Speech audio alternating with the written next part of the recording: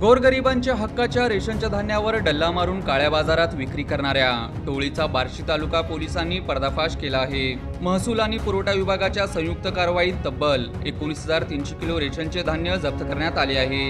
या कारवाईत ट्रक पिकअपसह तब्बल 31,15,981 रुपयांचा मुद्देमाल पोलिसांच्या हाती लागला असून 4 आरोपींना बेड्या ठोकण्यात आल्या आहेत। बार्शी तालुक्यातील फपाळवाडी शिवारात रेशनच्या धान्याचा मोठ्या प्रमाणात काळा बाजार सुरू असल्याची गोपनीय माहिती बार्शी तालुका पोलीस आणि महसूल प्रशासनाला मिळाली होती।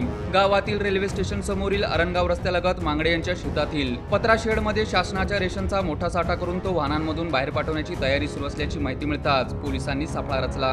तहसीलदारांच्या आदेशानुसार बार्शी तालुका पोलीस, पुरवठा विभाग आणि महसूल प्रशासनाच्या पथकाने पत्रा शेडवर अचानक धाड टाकली। पोलिसांचे पथक घटनास्थळी पोहोचताच काही जण पोत्यांमधील धान्य ट्रक आणि पिकअप मध्ये भरताना आढळून आले। पोलिसांनी तातडीने कारवाई करत संपूर्ण परिसराची तपासणी केली। यावेळी शासनाकडून लाभार्थ्यांना मोफत वितरित करण्यात येणारा गहू, उडीद आणि तांदूळ असा तब्बल 19,300 किलो अन्नधान्याचा साठा आढळून आला। या धडक कारवाईत धान्यासह ट्रक, पिकअप आणि इतर साहित्य असा 31,15,981 रुपयांचा मुद्देमाल जप्त करण्यात आला आहे।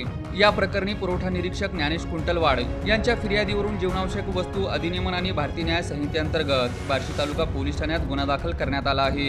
गजेंद्र अर्जुन मांगडे, चांगदेव पिराजी दळवी आणि गणेश श्रीहरी कदम या चौघांना पोलिसांनी अटक केली आहे। महत्त्वाची बाब म्हणजे या रेशन काळा बाजाराच्या रॅकेटमध्ये आणखी कोण सहभागी आहेत, रेशनचा हा माल नेमका कुठे आणि कोणाला विकला जाणार होता याचा तपास आता पोलिसांकडून सुरू आहे।